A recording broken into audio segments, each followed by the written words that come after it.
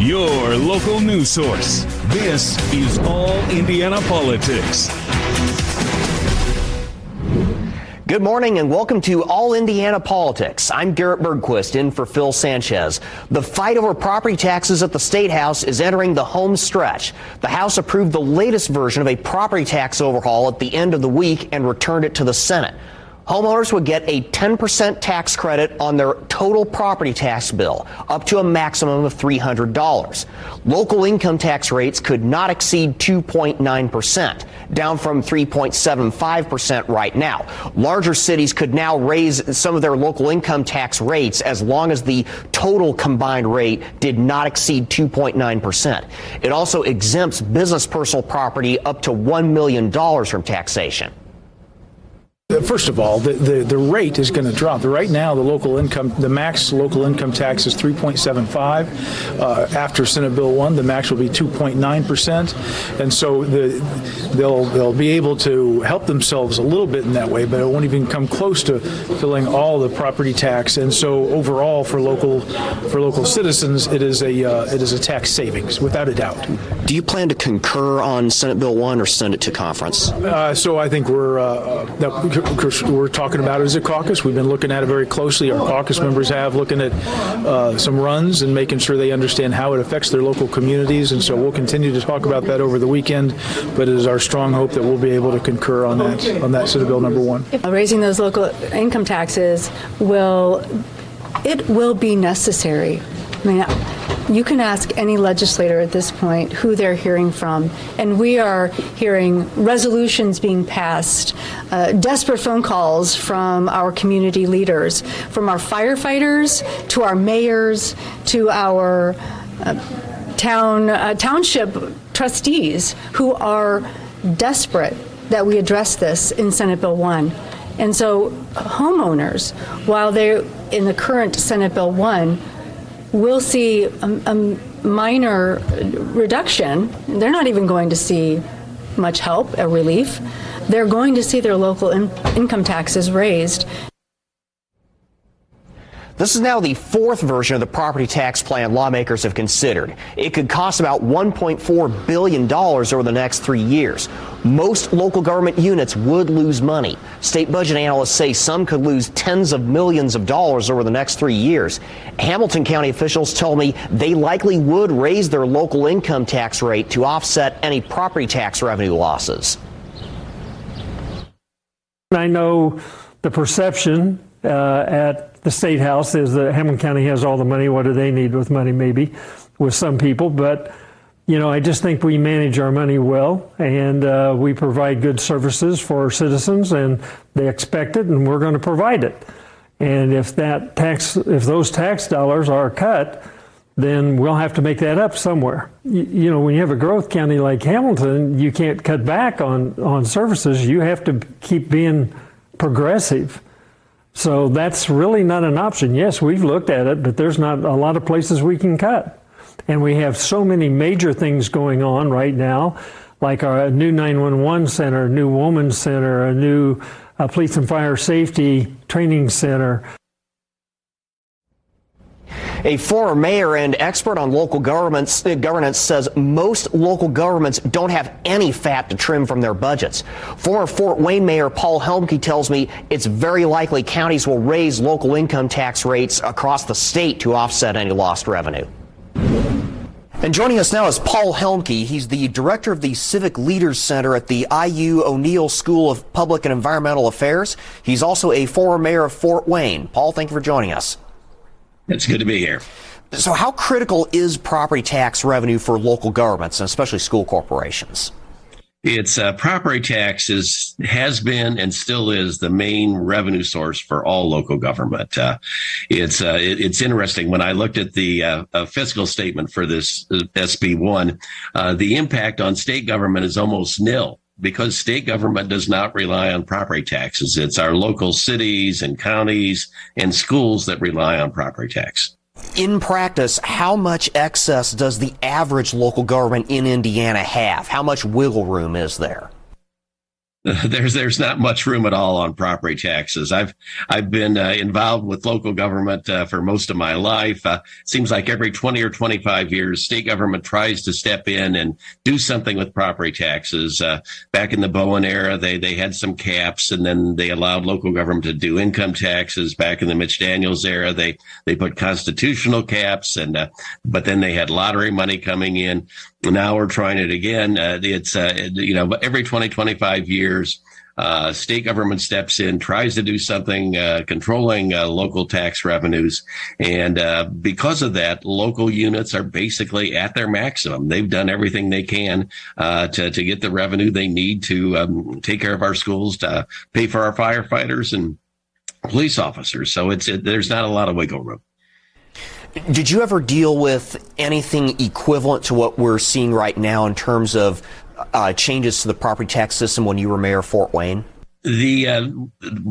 When I was mayor of 1988 till 2000, things were fairly stable at the state level, but we were basically we put in a local income tax for the first time. But that was part of the time period when local governments realized that in order to get things done that we needed to get done, you needed the local income tax revenue. We did a tax reform package somewhat similar to what the state's doing now. We reduced property taxes for homeowners, particularly put in the local income tax.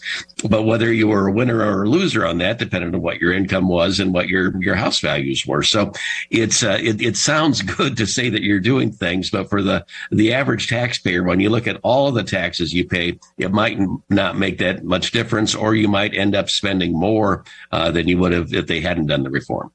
That leads me into my next question. Does this guarantee that local governments will raise their local income tax rates, as Democrats claim they will?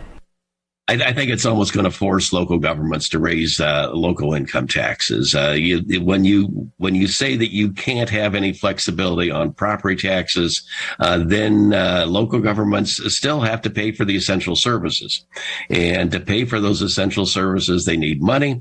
And to get that money, they're going to have to do the local income tax. I always told people when I was mayor, this is easy. If you want more of something, you've got to pay more for that something. And at the local level, people generally want more, public safety, better roads, better streets, and they've got to pay for that. What really drove the increase in property taxes? Was it assessed valuation? Was it inflation? Or was it something else? I think it's a combination of inflation and assessed valuation. I looked at my property tax bill. My property tax bill for this year is going up 15%. And I encourage everyone, look at your bill and try to figure out how this impacts you. I think a lot of people, I remember when I was mayor, I told somebody, I've reduced your property taxes. And they said, well, no, you haven't. And I said, look at your tax bill. And they said, I don't see my tax bill. I pay it through the bank. And then I said, well, then how do you know your property taxes are going up? And it says, I read the newspaper headlines. Look at your individual property tax bill, see what's happening. Mine's going up 15%. But the rate I'm being charged is actually decreased. So that means I'm paying more because my assessed valuation is more. My assessed valuation is more because of inflation and real estate prices going up. So you've got a combination of all these things. And it's something you could argue that, well, I'm wealthier now. My house is worth more. But again, the catch is that doesn't give me any more money in my pocket. So that's why there's the push for property tax reform. When you've got, when you're locked into when your values go up, that doesn't give you more money to spend. So it's harder to pay those property taxes. But if you're balancing it out by raising the income taxes, again, there's not necessarily a net benefit, and there could easily be a net loss for a lot of people. At the end of the day, how much of a difference is this going to make for homeowners? It's it's going to depend on the individual situation. I think for most homeowners, it's probably going to be a wash, because if you own a home, you could see a $300 property tax reduction. But I think maybe not next year, but within the next 2 years, you're going to see an income tax hike that's more than that. And I know the legislators and the governor are talking about, oh, gee, we're putting this cap on what the local income taxes can be. I looked at the county by county property tax rates. I think there's only one or two counties that are presently at the 2.9% cap. So that means that every other county has plenty of room to raise the income tax another 1%, and that's going to end up costing people. Paul Helmke, thank you for joining us. Good to talk to you. Coming up, we take a look at how the ongoing tariff fight is affecting consumers right here in Indiana.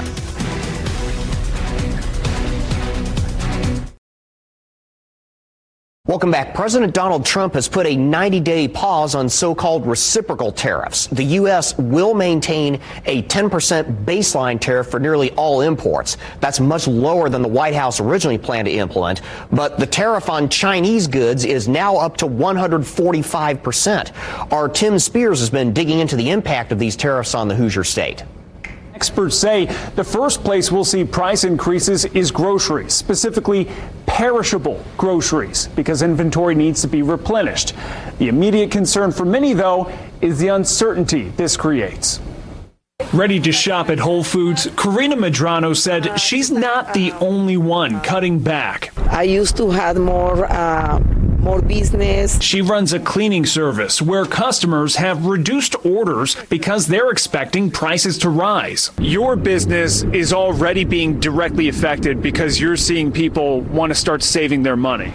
Yes. The real challenge is the uncertainty that this brings. Michael Hicks leads the Center for Business and Economic Research at Ball State University. He says even these decreased tariffs will raise prices. Some of it's going to be so small that we won't notice it. Others will be more substantial. But the bigger fear for Hicks, unemployment rising. The tariffs that were in place this morning would have pushed us into a recession immediately. I still think we're at extraordinary risk, over a 50-50 chance of a recession in second quarter of this year. According to the Indiana Manufacturing Association, 28% of the state's GDP and 17% of the state's workforce comes from manufacturing. The association CEO told me companies don't know how to plan around the president's trade policy because it's so quick to change. The challenge is going to be some small number of Americans are going to lose their jobs entirely. So we're going to just see a higher unemployment rate, slower economic growth, and higher prices. Now, Hicks believes price increases from this round of tariffs could possibly hit consumers by summer. A big one, buying a car, even owning a car, because insurance and repairs are expected to cost more because the cost to replace those vehicles will increase. Coming up, Indiana's best political team takes on the property tax fight at the State House and the tariff fight around the world. Welcome back to All Indiana Politics as we welcome in two members of Indiana's best political team, Democrat Kip Tu and Republican Tom John. Gentlemen, welcome back to the show. Good to be here. Let's begin with the latest on the property tax proposal. Tom, we just heard local governments are all but certain to raise local income tax rates if this thing becomes law. Does this proposal really do anything for homeowners? Well, I mean, you saw the governor throughout the campaign and then coming in this session. As a part of his freedom and opportunity agenda, he wanted to see cuts, caps, and reforms. This bill does that. Now, anytime you do anything like this, you're going to have winners and losers. And certainly there's going to be some resetting of the table with local governments, but at least from the governor's perspective, he heard a lot of taxpayers that really were hurting with where property taxes were going, and I think that you see that result coming out of the session. Kip, will counties be able to make up the difference without raising local income tax rates to the point where they totally wipe out any savings homeowners get from this? Very doubtful. I think that you're going to see a tax shift. I think Democrats spoke about that on the floor Thursday afternoon, that you're really not lowering taxes. You're shifting them from property taxes to income taxes. And, my view of it is, I think, in line with what Michael Hicks said, the Ball State conservative economist, who said this is a regressive move. And so Republicans spent the last couple of campaigns trying to appeal to the working class. This bill hurts the working class because the taxes are going to be more centered on them than they are the upper class, because our income tax rate is a flat percentage, and so everybody gets hit the same, and so it's a regressive tax. Staying on that, did the governor kind of sort of paint himself into a corner on this? Well, I mean, he ran on this, and he's going to, declare victory with this, that there's been some property tax reform. $300 for some people means something, but for a lot of people, it's not that big a deal. Tom, I'll let you respond as well. Now, Braun's most recent statement indicated that he would sign this proposal if it stays in its current form and gets concurred by the Senate. Has he lost any political capital on this? Because his supporters were adamant that they wanted a reset back to 2021 rates. Well, politics are the possible. And as we've talked about this over several episodes, the fact is that you have to get to a place that you can get to. And the governor has done something that is real and substantive, both in the immediate cuts, but more importantly, in the long-term look at growth and transparency. And it's interesting to hear Kip talk about regressive. In fact, where you live is a bigger part of the income and the spending of people who are at the lower income level than it is the higher income level. So it's kind of, the limousine liberal comes in and says, that's nothing, $300. $300 is a lot for a lot of people, and particularly when you're talking about where they're living, whether it's their house or whether it's a rental. But the income tax is going to come take it away from them, so. Yeah. Well, speaking of taxes, let's also turn to tariffs. President Donald Trump has paused his tariffs on nearly all of the countries he threatened to tariff, but China, we still have the tariffs going into place there. So, Tom, with most of those countries resetting their tariff rates ostensibly to zero, does this mean that President Trump's tariff proposals worked as intended? Well, I think you are seeing this. And the president in the joint address said, we have an issue and it's not going to be easy to work through it. And you've seen the beginning of this, and you are seeing a lot of pictures of foreign diplomats and foreign leaders meeting with the president, meeting with the Secretary of State, others, Secretary of Commerce, to work out tariffs. And if you look at the history of tariffs, they needed to be reset.